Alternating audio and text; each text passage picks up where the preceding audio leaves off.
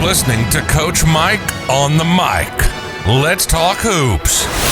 A podcast that brings hoop fans together and their stories to life.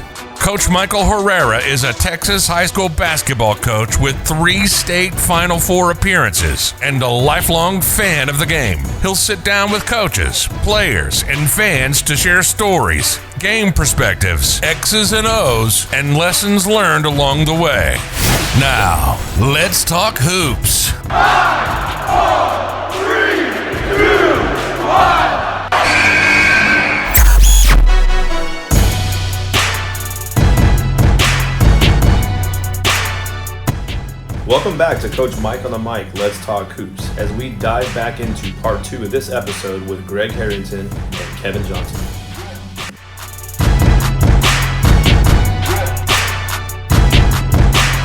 I definitely want to get into this, man. This is the 1999-2000 season for the University of Tulsa, man, will forever be in the history books.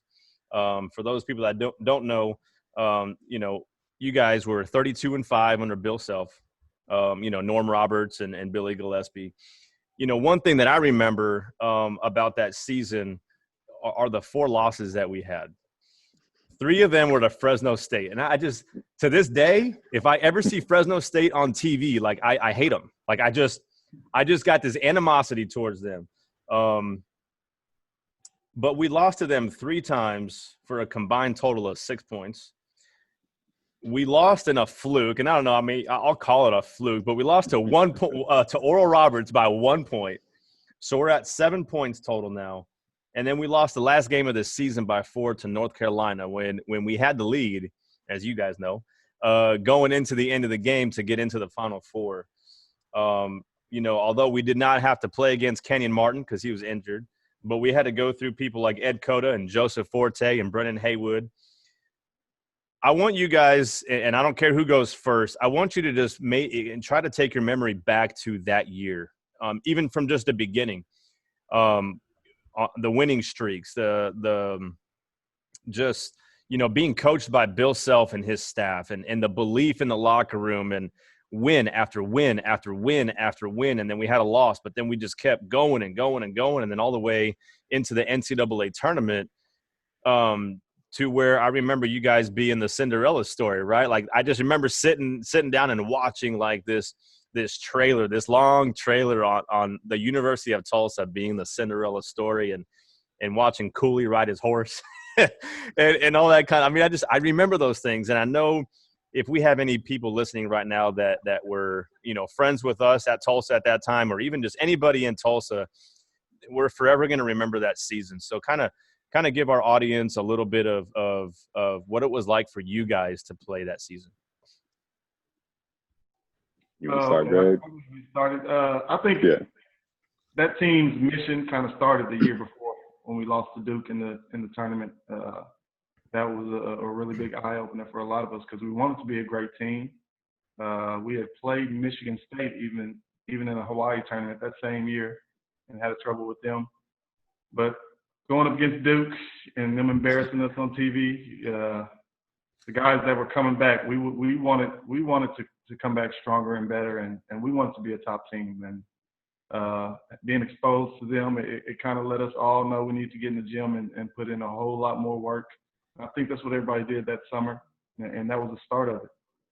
Going into the season, for me, when I think back, unfortunately, I still think about all the losses. Just because I feel like I played such a big part in those games and losing those games, I still, even now, however many years later, I still think about what I could have done better in those games. But when you think back on it, you talk like you talked about how many points we lost by combined. It's pretty amazing how we could have easily went undefeated that whole season, and it was just so much fun, man. Even they were hard practices. We put in a lot of hard work, but it was all fun, and everybody enjoyed it. Everybody enjoyed being around each other, helping each other out. I remember the week before the trip to Austin, I was going to the library with Tony Hurd. And we were like, man, if we just get past Miami, man, we're going to the Final Four. I don't care which team we played, North Carolina or Tennessee. We were just so confident, you know. And we were really looking at Miami, at least me and T. Hurd, we were looking at Miami as a team to beat. And it was just like we just had a connection, all of us. When we get on the court, everybody knew their jobs. Everybody played hard, and it was all started on defense. Coach Self and the rest of the guys preached defense. We knew that if we played our defense, we'd get that ball and go and start running. A lot of good things would happen. But unfortunately for me, I still think about a lot of the negative things I did in those games, man. But it was an amazing year. Kevin? Yeah. If you're a really strong competitor, you can't just not look at those things. Like most losses, like I can always find something.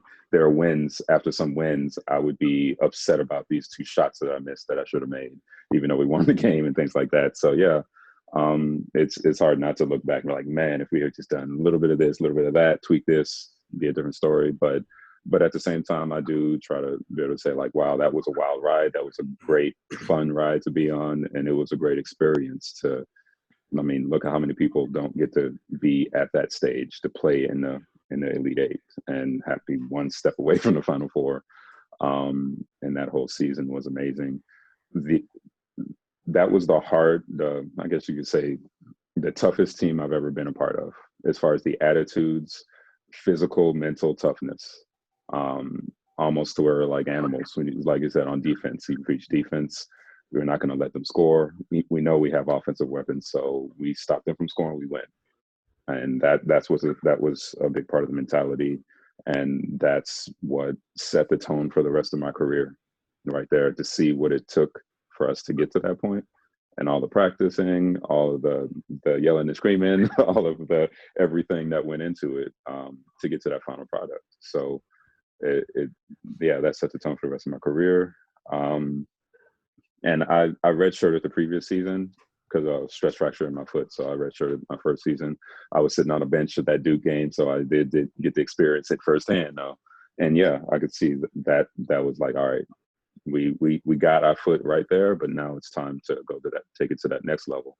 And he put us through it, and we did it, and we made it. So yeah, it is kind of crazy when you look at the number of points spread out over all of those games, and yeah, how reasonable it would have been to go pretty much undefeated that whole season. But that was one of the best seasons I've ever been a part of, and I'm honored to be a part of that team and have gone on that journey with all those guys. And like Greg said, yeah, that was some type of connection that we were a family. We definitely were all locked in. We were all in the same mindset. And that, in large part, was, Bill Self was able to get that out of us. I'll say one of the biggest qualities that stand out to me about him is his ability to get the most out of the players he has in front of him. So he knows how to put the pieces together, yes, and get the right pieces there. And then he knows, he's good at getting the most out of the pieces that he has to play with right there.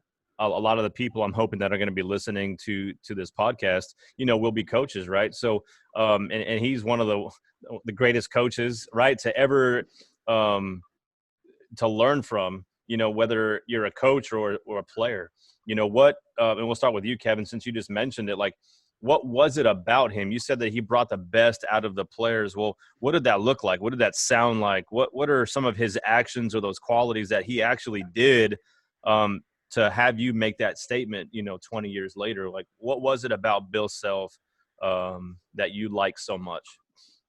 Well, I think it starts with recruiting, first of all. Like, he got some pieces that, I was fairly well recruited, but I wasn't a big high recruit. 6'6", 6'7", played center my whole life. And then he, just looking at the pieces that he did, his recruiting, we didn't get any big time All-American, nationally known names.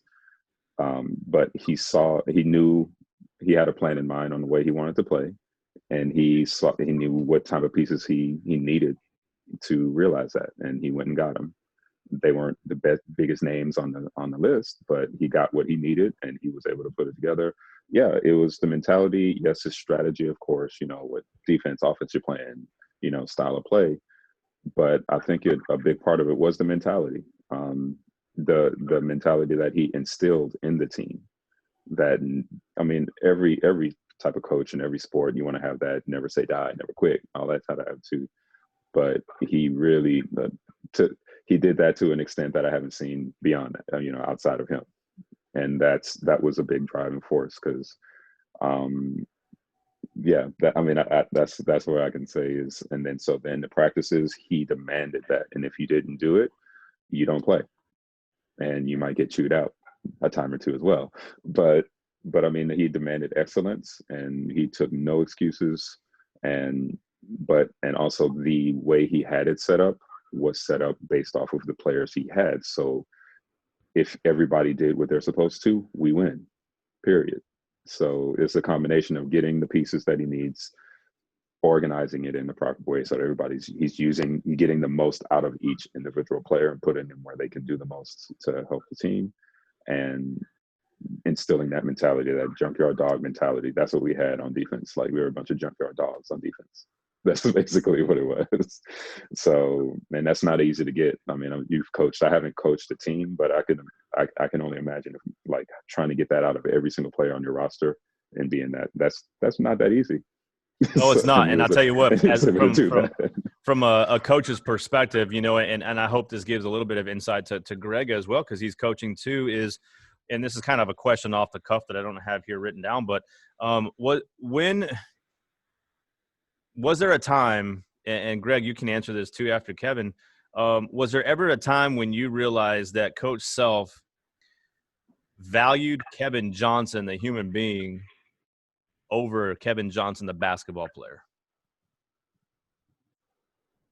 Like where you just knew that Coach Self, or even Coach Gillespie, just any of the coaches, cared about you as the human being versus the athlete. Because I think sometimes selfishly, coaches and even teachers, right? As a teacher, there are some teachers that are so content driven, like, I've got to teach you English, I've got to teach you history, that they forget the relationship piece to teaching, right? Like, I've got to affect this kid. And the same goes for basketball. I think a lot of times coaches, and I'll just generalize this statement here, coaches are so into winning that they lose sight of the human being that's playing for them, right? Like, you have got to have a relationship, a good foundation.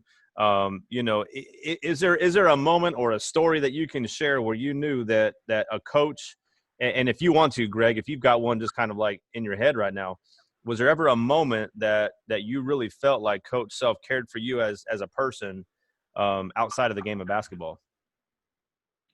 Well, for me, it started with Coach Gillespie, because he was, I really hadn't known Coach Self until, like I said, Coach Gillespie went to Tulsa and they started recruiting me. But every conversation I had with Gillespie in high school, one of the first things he started out with was asking how my family was doing every single time. And it continued. Sometimes the coaches get the players they want, and they stop asking those kind of questions. But I'd see them at practice, before practice, after practice, anything like that.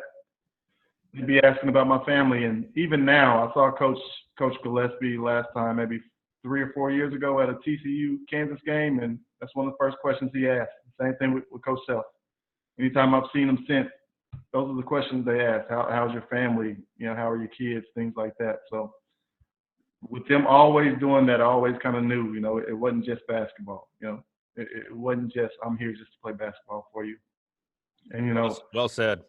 Even when Coach Self left, that's one of the first things he said to me. Oh, I know your mom's going to be mad at me. He always kept it tied to family, And so I don't think it was one moment. It was just the entire time spent with those guys. They were always concerned and asking how my family was doing and asking those kind of questions.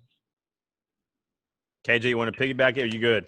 Yeah, no, that's exactly what I was feeling, is that there was never a time where I felt like there was a separation going through. And Gillespie recruited me. He started from Baylor and then he switched to Tulsa as well, in mid recruiting. And yeah, he was always asking about the family. He was always involving the family. Like, he and my dad talked more than, at least as much as I talked to him, and same with Bill Self. My dad would come to a lot of games here and there, and yeah, he'd always be asking about him, and they had a good relationship. So there was never I never felt a line between the two.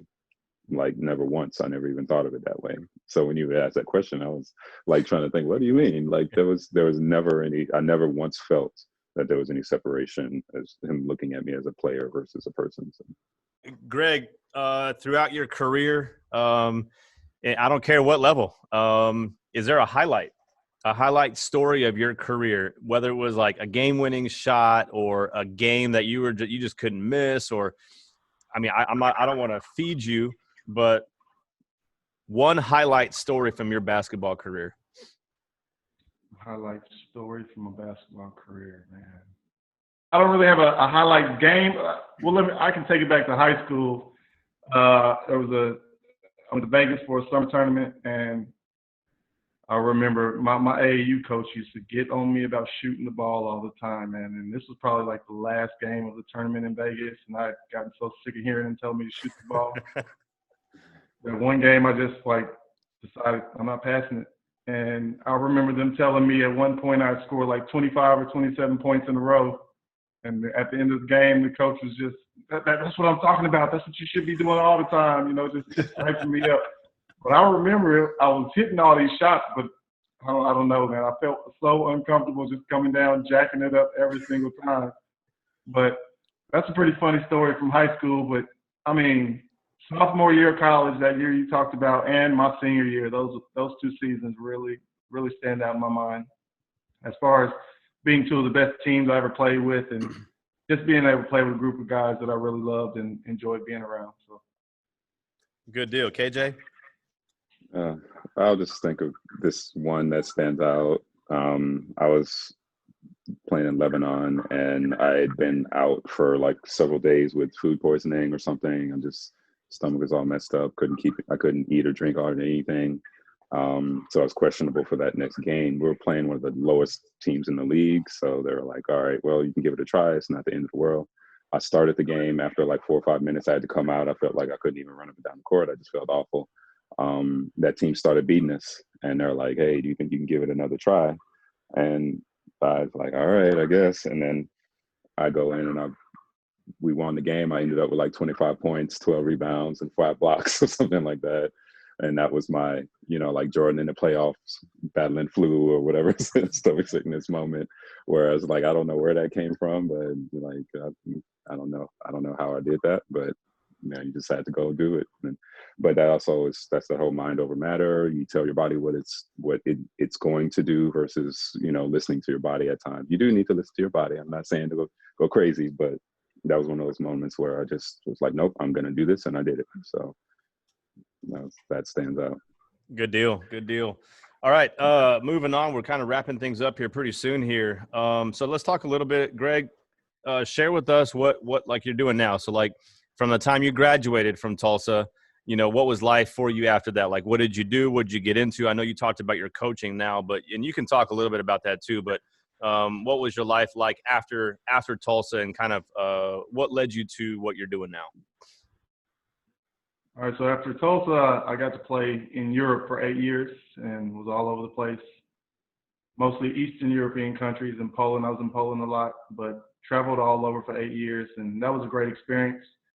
But I'd say about my 5th or 6th year, really when my first son was born, I started thinking about, what do I want to do that impacts other people? Because I'm playing a game that I love, that I've always wanted to do, but there was something, I felt like I wanted to do more, and trying to just I think I spent those last 2 years just trying to figure out what would be next, and what kind of job could I do that would impact other people, especially young people.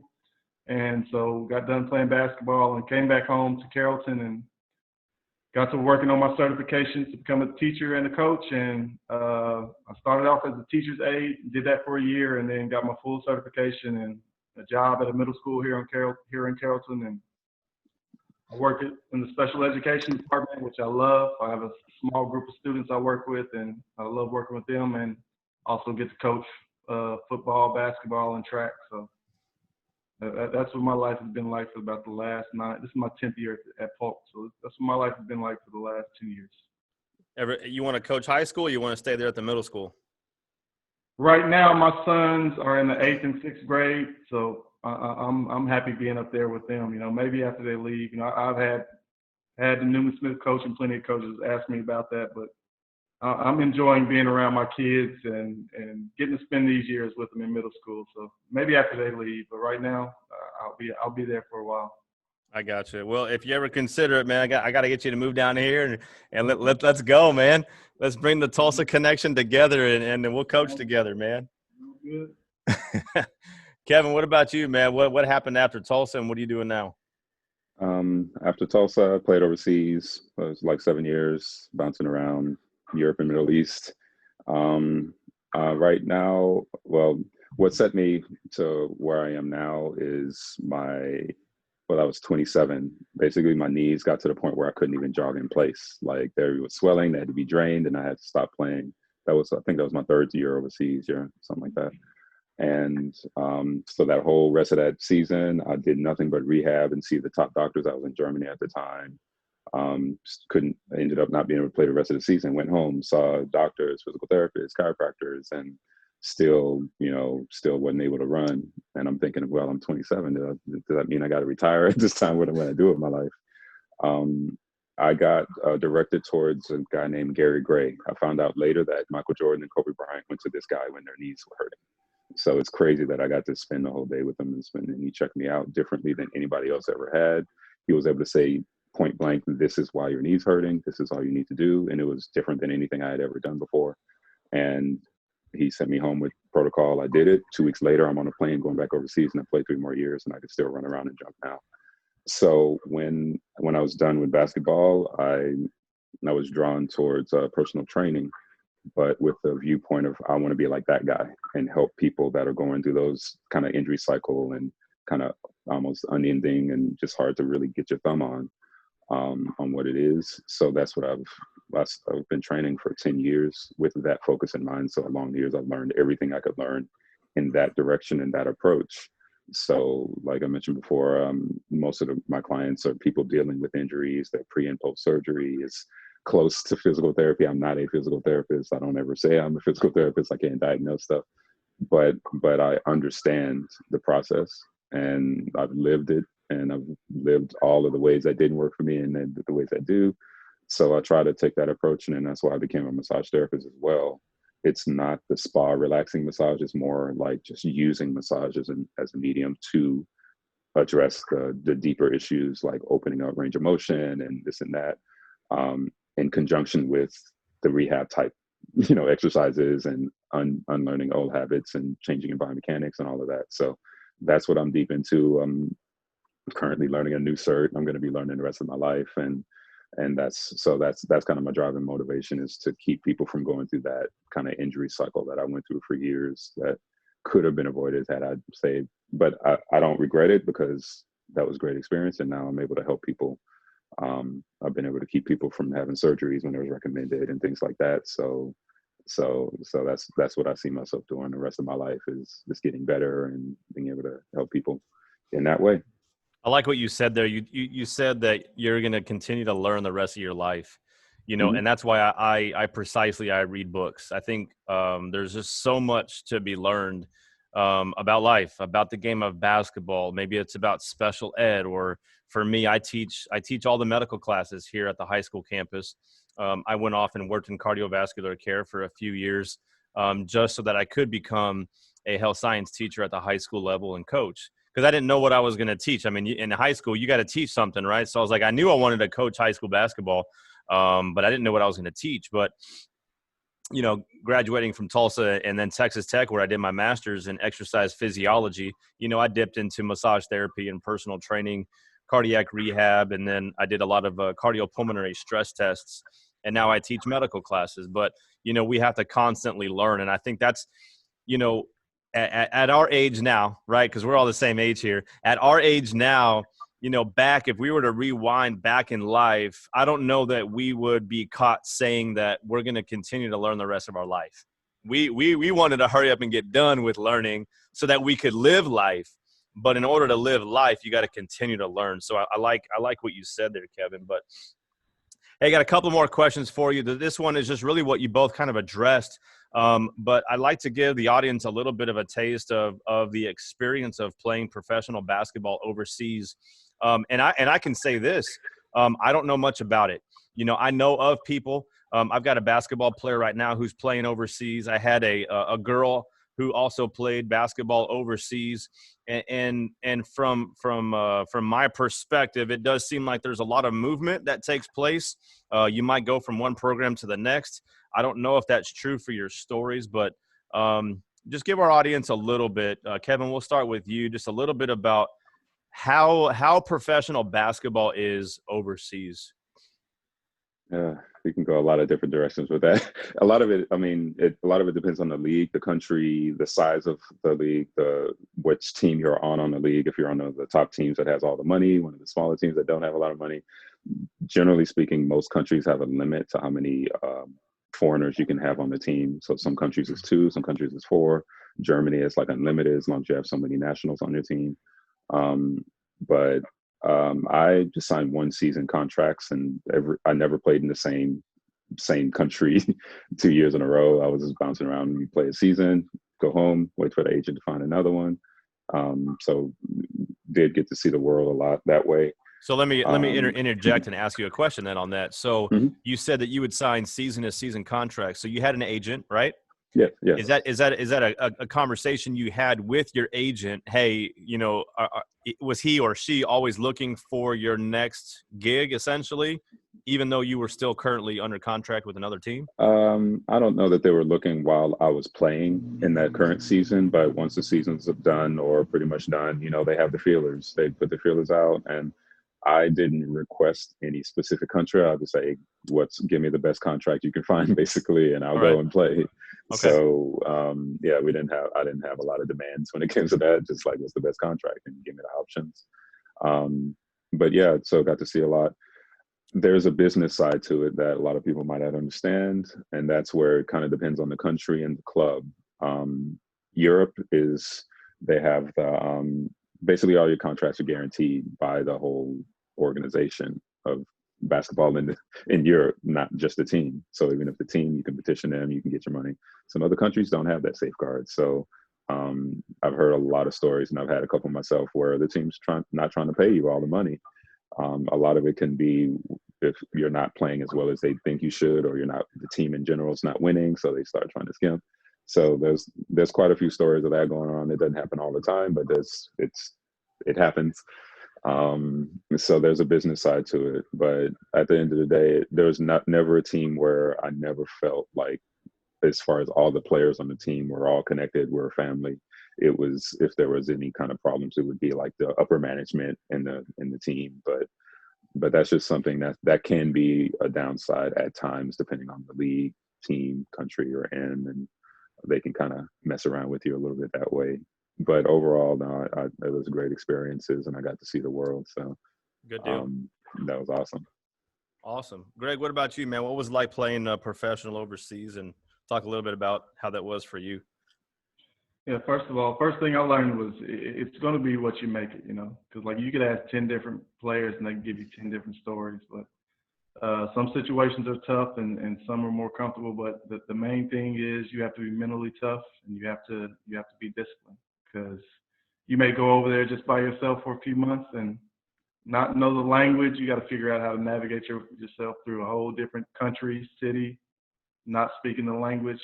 You got to open yourself up, because like I said, you're going to have teammates from all over the place, and you got to try to figure out a way to connect with them if you want to be a good team, and if you want to learn about these guys. So I had a lot of crazy experiences, man, but like I say, I tried my best to build relationships with all the people that I met.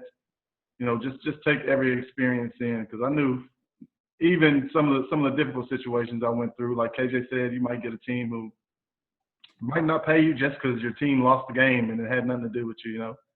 So you had to like I say, you had to be mentally tough and just enjoy the experience. But traveling through Europe, it was definitely something I never thought I'd be doing when I was a kid. So I enjoyed all of it. You see some crazy stuff over there. Some crazy stuff over there. I never thought I'd be getting ready for practice and see a teammate spark up a cigarette right before he goes to practice, but that happened a few times. Never thought I'd see my coach smoking a cigarette during practice. That happened a few times. Never thought I'd see people throwing cans and bottles at players, but that happened quite a few times. I've seen some stuff. Man. Yeah, seen some stuff like that too. Yeah. Yeah, but like I say, you got to be mentally tough. You gotta realize why you're there. You gotta appreciate why you're there. Even if through the times I went through tough stuff, I always try to make the best of it and understand that this is a once in a lifetime experience. And most importantly, you got to keep yourself ready and in shape at all times, because I like college, where I can go back to college and work out with my teammates and stuff like that. You come home during the summer, you got to find a place to work out on your own. You got to motivate yourself. So you got to be mentally tough, and you got to be disciplined in order to have some success in that life. Got you. Well, and I will say, like, one thing you said that was big is, mentally, I would say open. You have to be open. Like, if you're wishing and wanting for things at home, you're feeling homesick, like you're not home. So you just need to understand, you can be homesick, but I mean, you just need to understand, hey, this is where I am. Let's make the best of it. Let me learn the culture. Let me learn how to move around. Let me learn a couple of words in a language. Let me just use this as an opportunity to see another country, even though you're there for basketball, but you can take advantage and see what it's like to live in this new country. And, most of the time you have your apartment paid for. Sometimes they give you a car, things like that. So you don't have a lot of things to worry about. So just look at it that way and enjoy the time spent traveling. And then, yes, you got to focus on the game. You got to stay open, but yeah, just be open-minded to wherever you're going. That's what I would say to, anybody going over there and not wishing for things to be like it was at home. Just understand what it is there and just roll with it. Got you. I skipped over this question, but I'm going to go back to it. Not a lot of people remember the year after Bill Self left. For me, that was huge. For me, Buzz Peterson came in, and obviously I tried out as a walk-on for a few years, and then my sophomore year with Coach Kathy McConnell Miller was on her practice squad with Lila and Emily, and that was a blast, man. But for me, my junior year walking on, and then Buzz Peterson, having tryouts again, man, I'll never forget it. And Coach Phillips, I lived about a mile off of campus on College Avenue, and I'll never forget when Coach Phillips called me after tryouts, and there was 5 or 6 or 7 of us had tried out or whatever, and he said, "Hey, can you come to practice tomorrow?" And man, from a guy who was not, recruited to go play D1 basketball, who made the decision to focus on academics, that rocked my world to this day, man. Getting that phone call, and it's a story, and it's a small story, compared to you guys being out there and playing and getting the light shine on you guys. But from an old dude from San Antonio, Texas, who wasn't recruited to play basketball, to get a phone call to go to practice, I'm like, so you mean I made the team? Like, and then it was me and Giovanni. I don't know if y'all keep in touch with Giovanni from Angola, man, but I don't know where that dude's at, man. So if y'all have connections to him, let me know. I got him on my Facebook. I think he's back in Ghana. Hey, when we hang up on this, man, do me a favor, please. Will you connect me with him, or just send me a screenshot of his Facebook page or something? But for me and Giovanni to be told yes. That's what I was searching for. I was searching for validation as a basketball player who wasn't recruited. And honestly, man, I wanted to try out because I just wanted to be a part of a team again.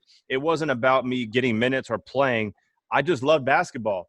And if there was something that I could do to even just help anybody on the team, then that's why I kept trying out, And then Giovanni and I made the team. And that year, Buzz Peterson kind of had his rule where you're a walk-on. Like you don't get to dress out. You're not. I think we dressed out for the exhibition game against EA Sports, and then we played, I think, Australia or something like that. Y'all remember that?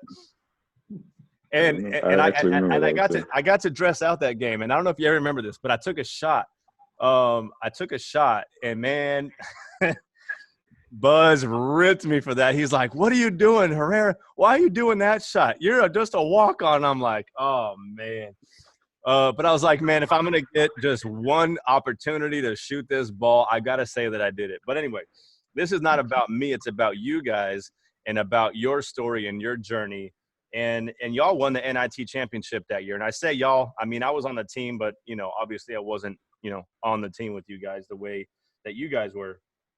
Talk about that. Talk about how going from Bill Self to Buzz Peterson, the transition process. Was it good for you guys? And just talk a little bit about that championship run, and we'll wrap things up.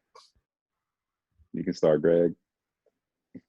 All right. Well, for me, man, most of that year was a struggle for me because I knew we still had a good group of guys, and we had high goals set for ourselves. But just for some reason, that season didn't go the way I thought. It didn't play out the way I thought it would. I thought we'd have a much better record. We struggled like around Christmas time, where we lost a couple of home games in a row, and it was kind of tough on us. I think didn't Buzz make us like wear our own shirts? We could wear the Yeah. Some North Carolina thing he brought down here, but it was a struggle to start out with, and man, even going through the conference play was a struggle for me, and like I said, we just never kind of gelled the way the previous team had, or the way I think my senior year had also. But once we got into that tournament, I think everybody was like, you know, let's just go play, man. Let's go have fun. It might be our last game, and I think that really helped us go out there and win the NIT tournament, because for most of the year, for me personally as a point guard, I was always looking to the sideline, always trying to figure out what I was supposed to do based on what coach wanted, and that really wasn't the way I was used to playing from the previous 2 years. So it was kind of a struggle, but to end it off, NIT tournament, going to New York with those guys, and like I say, once we got in the tournament, it was like everybody was just like, finally, everybody's just like, let's just go play basketball, man. Let's go play basketball and have fun. And it's kind of funny because most of those games, we'd always start out just with that mentality, and we'd go up by like 15 or something. And then a little coaching would slip in there, and then the other team would come back, and we'd have to find a way to finish it off. But it was a real fun experience, especially the New York trip. I still remember that. We weren't a bunch of country guys, but you couldn't tell when we went to New York because we all right in Times Square with no jewelry except maybe Shelton and a couple others. But by the time we came to everybody had earrings, necklaces, fake watches. It was one of the funnest trips I had that. Anywhere. It was a lot of fun, man. And I was proud of that group because, like I say, it was a struggle for most of us. And we could have finished that year off because we really did want to be in the NIT tournament. We wanted to get to the NCAA tournament, but lost that game to Hawaii in the tournament. And we could have put our heads down and finished it off, and just got beaten in the first round. But we stuck together and showed what kind of group we were, and I was really proud of that. KJ? Yeah, that's pretty much how I remember it. Yeah, we underperformed for the talent that we had on that team. I think a big part of it was, Buzz Peterson came in. I don't think he was on campus for a full year. Like, he came in kind of later than most coaches would have gotten started with the team, and then he left as soon as we won the NIT. So I mean, we had that kind of period where we were trying to figure each other out. So that's what I think even the whole first half of the season was more just trying to figure, because he came in with a little bit different system. He had us playing a little bit differently than we were accustomed to. So there was that just kind of period where it just wasn't gelling. We weren't clicking. But one thing that does stand out about that year was, I think it was about mid-season or so, that he did say, you know what, forget about the zone traps, half-court traps that we're trying to do and all this other kind of different setups. He said, just let's go back to man-to-man, run and gun, the same way y'all played last season. And we did start to play a lot better. He just kind of let us go, and we played more like we did the last season. By the time, we lost in the conference tournament, but we had just lost too many games in that first half of the season to get a bid to the NCAA tournament. So we were an NCAA team. We definitely could have won a game or two in the NCAA tournament. We just had a bad rough start of first half of the season or so. But that, like Greg said, that was an awesome experience. That was my first time ever going to New York, and we staying in the hotel right smack dab in the middle of Times Square. And that was a really cool experience. And to play in the Garden, 2 games there, that was awesome. So that was overall, it was a good experience. But I'd say, I mean, I give him kudos for stepping back in the middle of the season. Like when he said, you know what, this stuff isn't working. Let's switch it up and go back to man to man, and then let y'all go. So I'll give him props for making that call, because I can only imagine it's kind of tough to have a game plan and then just say scrap it, instead of just trying to work hard through it. So, but that at least gave us the room to open up, and we got more relaxed, and then we see what we did at the end of the season, and that showed how good of a team we had, and that the previous season wasn't a fluke. It was just kind of crazy circumstances for that first half of the season. Yeah. Well, it was certainly quite a birthday gift for me, man, because that was 2 days before my birthday when we beat Alabama. But I'm still trying to locate my NIT championship ring. So if y'all found it, y'all just let me know. Okay? I don't know if Giovanni got his ring either. So maybe he lost his too. But anyway, make a call. Yeah, I'm still trying to find it, man. I must have misplaced it. Hey, to wrap things up, man, again, I appreciate you guys being on here. I got one last question for you. As a teacher and as a coach, I think it speaks volumes when you have one of your ex-players tell you thank you for the impact that you've had on their life, right? So the letters, the emails, they come back to your game and they watch you play, in that matchup, that rivalry across town. And when the game's over, they come up to you and they just thank you. So I just want to give each of you an opportunity before we close here to maybe say thank you. To just think of a coach, think of someone who impacted your life in the game of basketball, and just, the chances of them listening right now are probably slim to none. But I think it's a great way for us to close out and give thanks to those people that have shaped us. So anybody want to go first? Well, I mean, I would just say the whole coaching staff at TU. That was a great experience. I learned, like I mentioned before, just things I've taken through life. I learned from my time there through sports, but you can apply a lot of those same lessons, the same mentalities, the same principles to just about everything you do in life. So, Bill Self, Buzz Peterson, John Phillips, just all of the assistant Gillespie who recruited me, I know I'm not going to say I'm not going to get all of them, but every single one of those coaches throughout that time, they helped to shape me as a person, as an athlete, and then to give me some tools that I can use throughout life after, whether even I had a great time or didn't have a good time, I still learned from them. There were some ups and downs throughout my whole career there as well, but I took a lot from all aspects of my experience there. So just thanks to all the coaches that I'd gone through, and all the staff members, all the players I played with, and of course all the fans that were there throughout that time. That was an awesome ride that we went through. So, and I'll never forget that. I always think fondly of it. All right, Greg, what about you, man? Yeah, for me, it would start with thanking Coach Gillespie, because without him, I wouldn't have been to Tulsa. And just on down the line, all the coaches. I had three different head coaches in 4 years, and along with that comes a lot of assistant coaches who helped you out. But especially the first group, Coach Self, Coach Roberts, they all kind of try to instill a confidence in me to go out there and think like I could be the best player on the court, and I really appreciate that. But more than anything, my teammates, from KJ, was my first roommate there. T. Hurd, Eric Coley, all those guys, man, they helped build a toughness in me when I was there, and just the experiences that I had with all of them, I'll never forget. Miss college to this day. It was a wonderful time of growth for all of us. Just everybody I met at Tulsa. I wish we could tell our story. Mike, you was like the first person we hung out with outside of basketball. Yeah, we didn't even talk about that, man. But I mean, we were roommates too with Margario and Sully. Yeah. Man, that was a fun. I'll never forget, man. The first day I'm moving in, my mom leaves, my sister leaves. It's me in the room. I'm all by myself. I'm sitting in a chair, and I just had this eerie feeling like someone was like watching me, right? And I'm sitting at my desk like this, and I turn around, and KJ, man, it's like the lights were off. And it's KJ just like literally leaning against the door, like just looking at me. And I'm like, holy crap, who the heck is this guy? Right. only to find out KJ's like the biggest teddy bear in the world, man.